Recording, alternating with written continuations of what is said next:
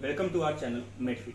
आज हम बेसिकली बात करेंगे एलिजिबिलिटी क्राइटेरिया का, क्योंकि बहुत सारे बच्चों का यही क्वेश्चन था कि भैया एलिजिबिलिटी क्राइटेरिया पे आपको एक वीडियो बनाए, तो हम ले आए हैं वीडियो एलिजिबिलिटी क्राइटेरिया का। इस वीडियो में पूरा इन्फॉर्मेशन होगा, क्या है मतलब क्या डिमांड है यूनिवर्सिटी का और इंडियन गवर्नमेंट का, इस वीडियो में हम पूरा बताएंगे। उससे पहले मैं एक और चीज़ बता दूँ कि अगर आपको एडमिशन से रिलेटेड कुछ भी इन्फॉर्मेशन चाहिए तो मेरा कॉन्टेक्ट नंबर डिस्क्रिप्शन में दिया गया है, वहाँ से पूछ सकते हैं कुछ भी क्वेश्चन।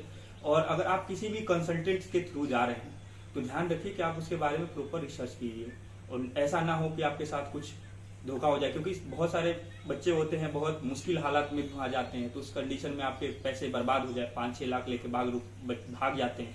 बहुत सारे बच्चों का कंप्लेन है, मेरा ही एक दोस्त है, उसका भी ऐसा ही हो गया। तो आप ये पहले ही मैं आपको सावधान कर रहा हूँ, क्योंकि सबके पैसे मेहनत के हैं, किसी भी पेरेंट के ऐसे नहीं है कि कहीं से भी आ रहे हैं तो 5-6 लाख मैटर करता है। तो ध्यान रखिए इस चीज़ का।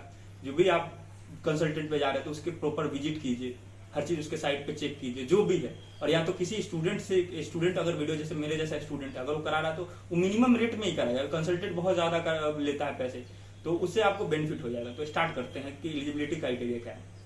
तो एलिजिबिलिटी क्राइटेरिया दो टाइप का है कि अपना गवर्नमेंट क्या मानता है और मतलब कि वहाँ की जो यूनिवर्सिटी है वो आपसे क्या डिमांड कर रही है। तो पहले अपने गवर्नमेंट की बात कर लेते हैं। तो अपना गवर्नमेंट ये कहता है कि अगर आप जैसे नीट एलिजिबल होना चाहिए, नीट आप एकदम दे के ही जाए और उसमें आप क्वालिफाइड हो, क्वालिफाइड मार्क्स बहुत कम होता है तो लगभग हर बच्चा मतलब पास हो ही जाता है, तो उसमें टेंशन लेना नहीं है।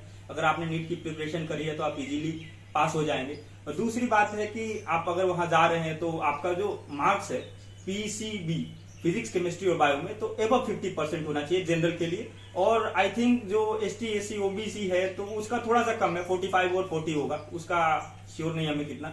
तो अगर आप वहां जाते हैं, जैसे आप एडमिशन यूनिवर्सिटी में ले रहे हैं, तो यूनिवर्सिटी में आप मेक श्योर कीजिए कि वो इंग्लिश मीडियम हो, पूरी तरह इंग्लिश मीडियम ही होनी चाहिए। क्योंकि आपको बहुत सारे मतलब यूनिवर्सिटी है जैसे रशिया में जो ड्यूअल विंडो है कि कुछ शुरू के हालात में आपको मतलब कि इंग्लिश पढ़ाते हैं, बाद में आप वहाँ के लैंग्वेज सीख जाते हैं तो फिर वो रशियन में चलता है।